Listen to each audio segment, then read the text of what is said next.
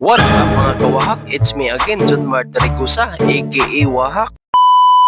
For today's vlog, ubanimin ninyo kay magpadagat na punta. Og syempre, ang kauban na to, karong adlaw ang mga tropa. Og kani nga time nagpaabot na lang ta sa uban. Kay mao maning lugar ang ato ang gisabutan. Nga remi magtapo para magdungan na lang mi ugikan. Og pila ra bay pagistorya, may abot na ta diring dapita. Og diri ra gud punta nangaligo sa Kalayugan Buena Vista. Kay on the spot raman gud pud ning pagkasabuta. Pero maayo na lang ni kaysa taman ra sa istorya. Wow, ang galing! It's super nice. It's so very nice sa imong gabuo na lang mo padayon oy aron medyo maklaro-klaro. Kani nga time amo ang gitabangan sa paghiwa sa mga lamas kay medyo ra ba pud daghan kay ang uban atong ipalaman sa isda nga atong isugba. Ug pila ra ba boy pagistorya hapit na ta mga uman diring dapita. Kung si Bradley no bay paistoryahon, mekos mga insan. Ug pila ra bay pagistorya gisugdan na ni Brad Benji og sugpa. Kuryabuyag po ning tawhana perti pong kugihana. Kauman og plastada, iandam na pud nato diri ang karning baboy. Ug pila ra bay pagistorya gibalin na pud ang bangus nga atong isugba. Og fast forward na diring dapita, hapit na pud maloto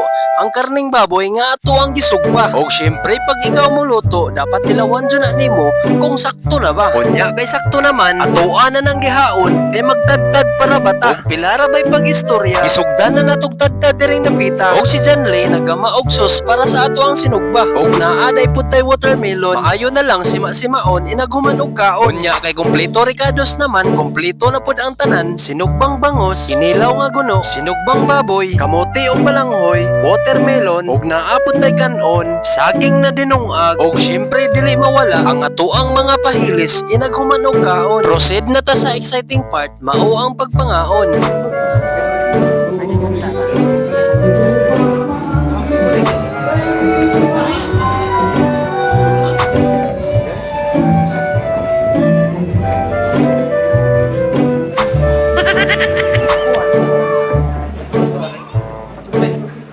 Og naapod tay talaba, maayo na lang pod ang pulutan pod ba. Grabe po ning pagkauna, makakaon man gali pero lisod-lisoron pod pa. Og padayon ta sa atong istorya, kay nakakaon og nabusog naman ang tanan. Aw automatic unsa pa may dugayan. Atoan na diring giimnan, gisigundaan kay tanlas manggayo og bugnaw sa tutunlan. Og syempre ang tibuok tropa perti na pod kaayong lingawa. Og pilara bay pagistorya, ang aktor nga si Wahak medyo naigo na. Laom na kayo ta og panghuna-huna diring dapita. Maayo na lang ning usa kusog kaayo mo pakatawa. Og bilib pud ko aning tawhana ay mo pakiyaw pud og istorya. Kunya kay nakabantay man nga gibidyohan siya, miingon na yun si brother. Aw kani, maapil na jud ko sa vlog. Og syempre, gikantahan na ni Brad nitoy aron daw mosamot og kaaligre.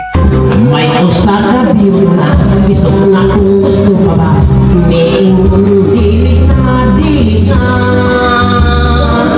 kay sa kaning asawa ilalagi ko siya dili na kuno bahala na apan sa himan pa galit tunay nang kumila ang yodo di ay nagminyo pa ayaw na ta sa dili ka kahungan pa'y paha dili ang guma di naging kumuusan kausan na lang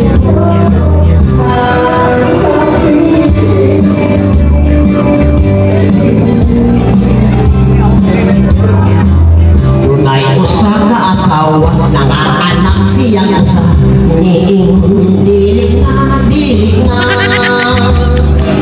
nitagkam ko no siya kay pasgati ay sakita ang mga anak labing panganay pa nanumpa kong misa na nga magkontrol kayo siya aron wag ay kanuhan apan wala di ay lang dahuha nakatulog ko pag may kaluha pa di nagyot gumuusan ang kausan na lang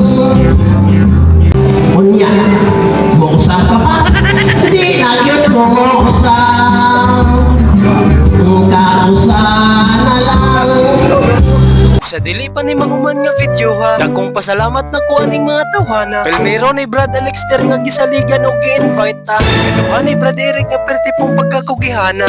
Siyempre sa mga nagpaluyo aning amo ang pagkatapuka. Kaya na lang siguro tataman. Daghang salamat ninyong tanan. Sige bye.